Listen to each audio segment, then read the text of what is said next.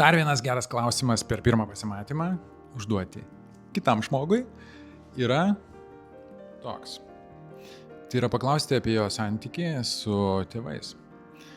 Ir ateini į pirmą pasimatymą, kažkur 20-30 minučių pokalbį, jau padarėt apšilimą ir gali paklausti, jeigu kitoj stalo pusėje sėdi moteris, paklausk, koks jos ryšys su tėčiu.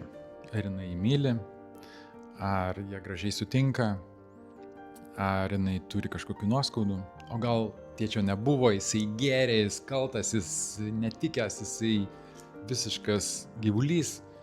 Jeigu girdi tokius žodžius, tai jau dabar gali stotis ir bėk nuo ten ir užblokuok jos visus kontaktus.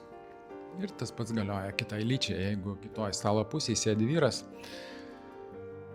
Po apšilimo paklausk, kokie jo santykiai su jo mama. Ir jeigu jisai jos negerbia, kritikuoja, sako, ne tokia, anokia man nedavė, ten pastoviai nesusišnekam su ją ir jinai kažkokia anokia tokia, kokia ta tokia, tai tada tu būsi kita, kuri užims tos būsimos mamos rolę, būsimos mamos vietą. Ir ta visa kritika, ta visa projekcija iš mamos eis į tavo pusę. Taigi, santykiai ir taip yra mokykla, ir taip yra sunkus darbas, ir taip bus ką veikti. O jeigu dar tavo antra pusė nesutinka su tėvais, turi problemų, turi nuoskaudo, turi pykčio užspausto,